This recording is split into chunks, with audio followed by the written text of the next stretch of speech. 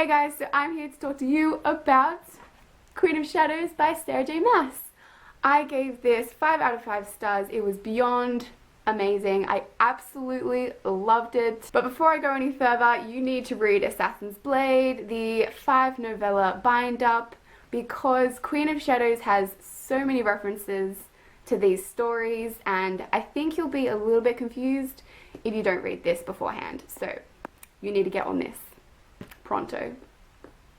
Now I'm just going to go into my spoiler discussion, so let's do this. Alright, so don't get me wrong, I absolutely love this book, but I had a few issues with it, mainly being the deconstruction of some of these characters that I have grown to love and grown to know. So, Cole. I mean, huh? What happened to Cole? The character of Cole was so distorted. I just felt like Cole in Aerify, he had come to terms with who Elaine was, whose side he was taking, and in Queen of Shadows I didn't see the Cole that I had known in Aerify. He was completely scrapped and he'd been unmade, and just his character had been unraveled, and I didn't really know who he was because he kept on like questioning Elaine and calling her a monster. I thought we'd dealt with this shit already. I thought he'd already come to terms with her powers and stuff. I was just so thoroughly confused, and he was just drowning in this self-pity and self-loathing and shame and guilt, and I do understand that aspect to his character. I mean, he's so guilt-ridden about like fleeing Dorian and leaving him in his father's grasp. I do understand that, but the blame game between Elaine and Cole, it didn't make sense because I felt like they should have already been allies by that point. I felt like they should have already been on good standing with one another, but apparently not. Apparently they were still sort of enemies, like frenemies, and I just did not like that. No. And then we've got the introduction of Nesrin, who I was actually very suspicious of at the beginning. I thought she was actually the daughter of a Rowan. I was like, holy shit, that is going to screw them over big time, but thankfully that didn't happen. And actually I ended up really loving her because she got Cole and his grouchy attitude to shape up, and she got him to adapt and be flexible and less stubborn about things, and to just be open to new ideas and be accepting of Elaine and her heritage and her royal status, and to just have faith in the Queen of Terrassen, because we all know Elaine is glorious. However, while I really liked the camaraderie between Nesrin and Cole, I felt like the developing romantic relationship between them was a little bit sudden, a little bit abrupt, a little bit awkward and too forced. I don't know about you guys, but that's how I felt, so I don't know how to feel about it exactly. I'm hoping for the best for Cole because he really does deserve a happy ending. I liked what Sarah J Maas did. I liked how she didn't leave any room for jealousy between Elaine and Rowan and Cole. I just did want that soap opera to ruin this series, and thank God it didn't happen. And I also liked how it cleared a gateway for Rowan and Elaine's relationship to blossom. And I'm kind of divided on this relationship. For the most part, I couldn't be happier. I think Elaine and Rowan absolutely deserve one another. I think they balance each other and they build one another up. And that scene when Rowan comes out of the shadows and Elaine just like runs and just sprints and jumps on him, that was the cutest thing in the entire world. The feels were felt. And also the lavender scented soap that she gives to Rowan. If you've read Assassin's Blade, you know that Sam, her first lover, didn't even get to use that lavender soap, and showing Elaine giving Rowan that soap, it just makes their relationship feel more solid and more real. You know what I mean? And the whole Lingiri scene was just, oh, so cute. I was fangirling so hard. But on the flip side, I kind of felt like the romantic relationship between them sprang up a little bit too fast. I mean, I know in Heir of Fire there were elements that I previously mentioned in my Heir of Fire book talk, which I'll link down below. I said that there were bits that was set up for this relationship to take place, but it just felt too abrupt, too sudden. I mean, as soon as Rowan rocked up in this book, it was just straight away pining for her and then not, and just doing what was right, and I'm just like, I don't need this in my life. I just kind of wish that the romance and the teasing was developed a little bit slower. I think I would have liked that a lot more. I swear, if either one of these characters blamed their love on the blood oath and that their love is not real, I'm going to fall off a cliff and die, because they can't do that to my heart. I've already gone through one ship sailing and sinking. I can't handle another ship being decimated. Please don't do that. I have a bad feeling that in future books, I feel like that there's going to be a foreign marriage arrangement between Elaine and another country like Ilwe or Wendelin, because there was foreshadowing when Adian said it. Shit's gonna go down. And Rowan is supposed to be this like hunky warrior fae dude who's just like unstoppable, but literally in every single scenario where there's danger or just chaos happening, he ends up severely and seriously wounding, like dying somehow. Like he's like on the cusp of dying, and I'm just like, what? I thought you were supposed to be this immortal, indestructible fae warrior guy. What you going dying for? I mean, to be fair, he does hurt himself when he's protecting Aelin and when they're in rough times and he hasn't got his magic to help him defend himself, but I'm sorry, this is just not good enough for my fae warrior dude who is immortal. He needs to be on guard. He needs to get his head in the game. Let's be real. Now, whilst Rowan is like falling down left, right, and center, the female characters in this book are mother effin' kick-ass. I absolutely love it. Now, Aelin, I still really liked her, but not as much as I once did. I'm actually loving Manon right now. She is like my favorite. I mean, the 13 squad goals. Am I right? Am I right?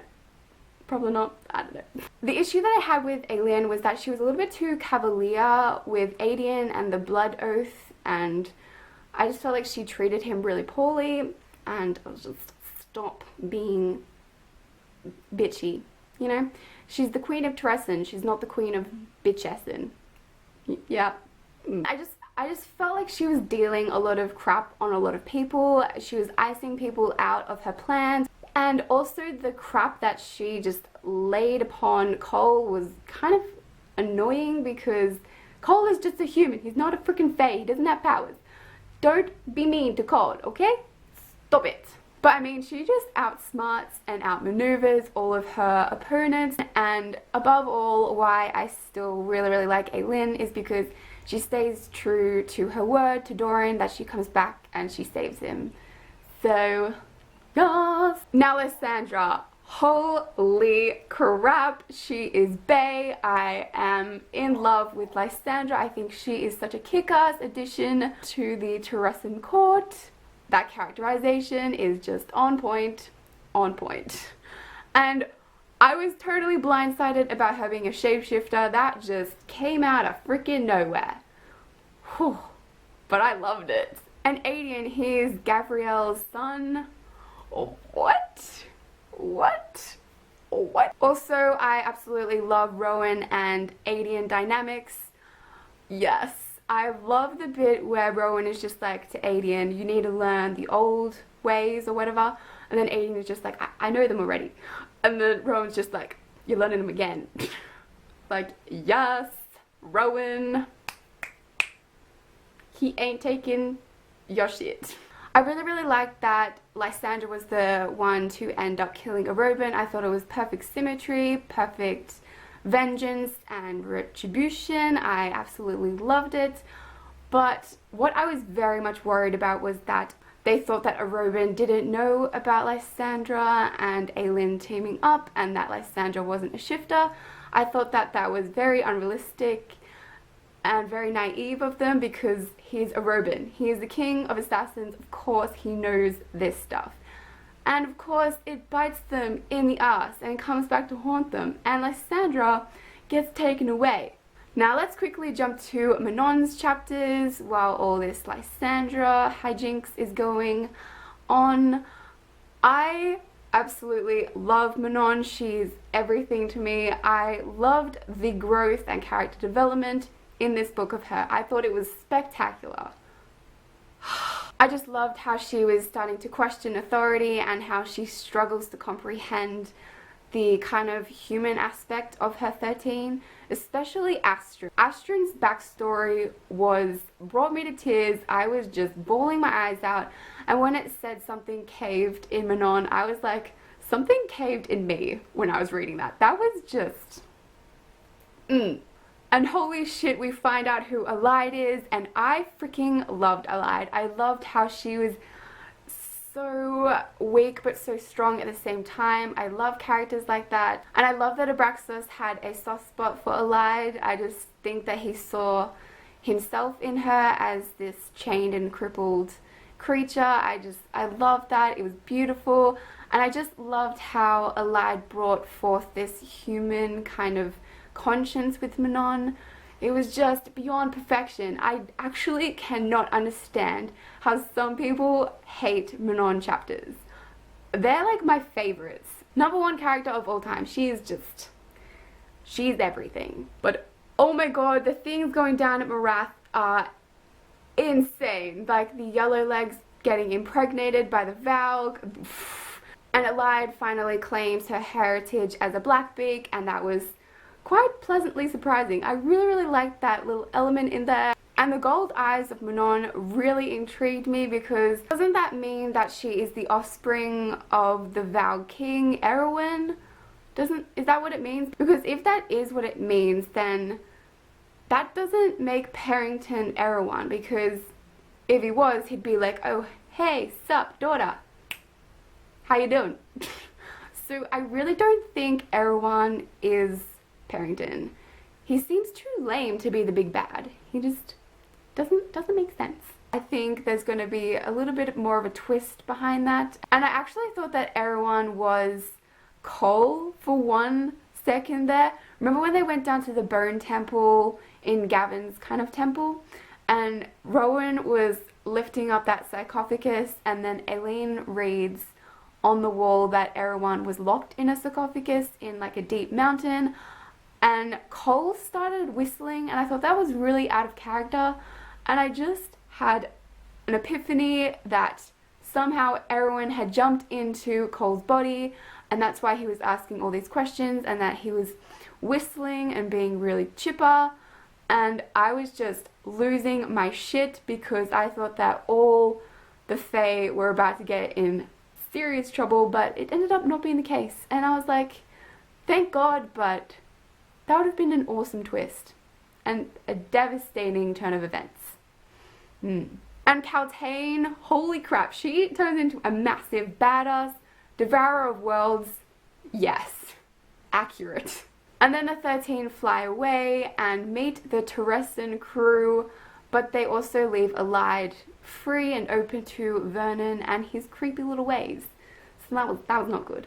Not good at all. So when Dorian meets Manon for the first time, we find out that her golden eyes is kind of like a force for the princes to obey her and to also just tell her the truth and be fearful of her. So that's really interesting. And then we come to the best character showdown of all freaking time, Manon and Aileen.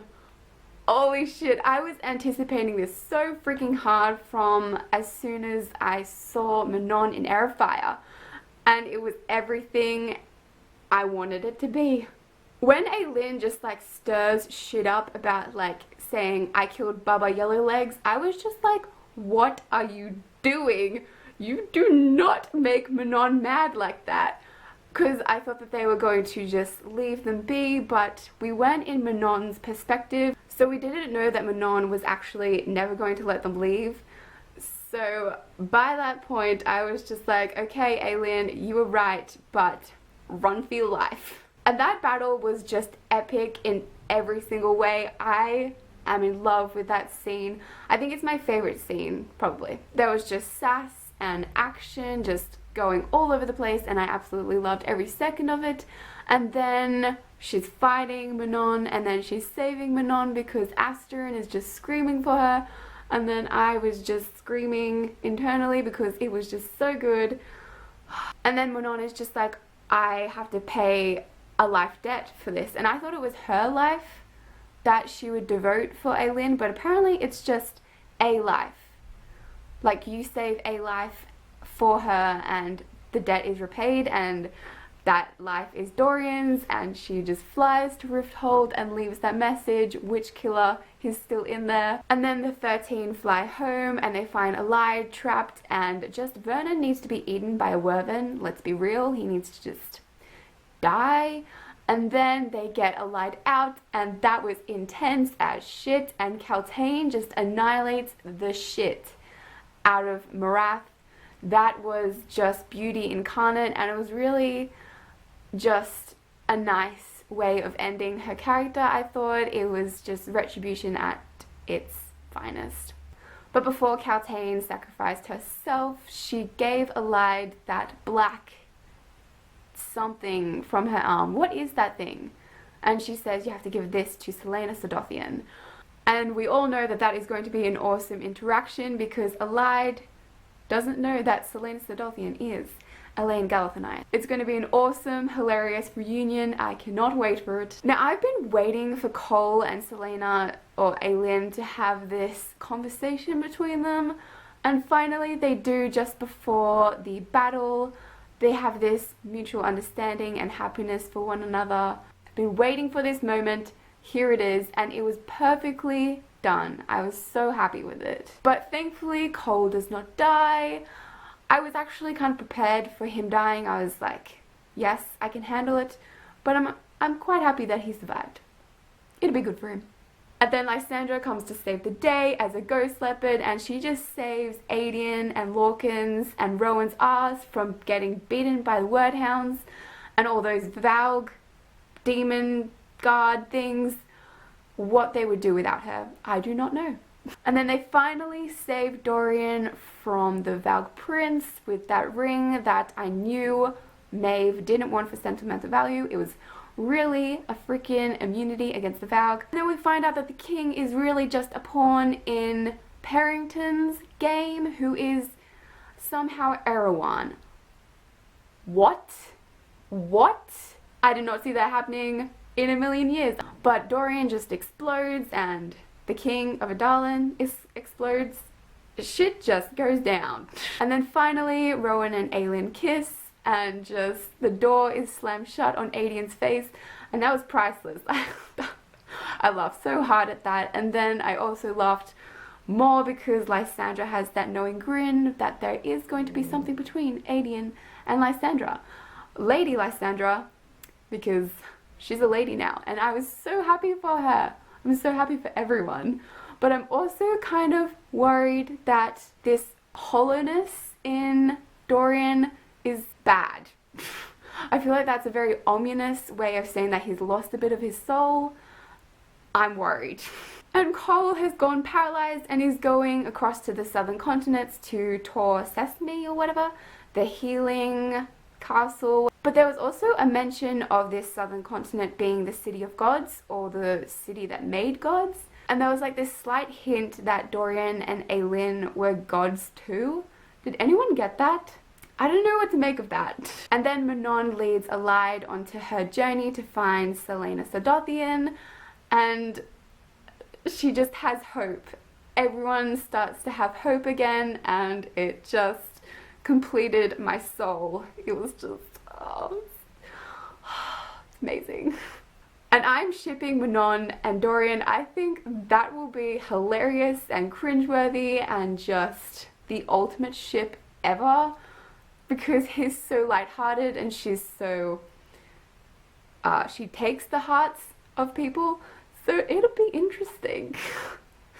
But their ship name, if you like slice their names together, it is Marion. That shit right there is destiny. Am I right or am I right?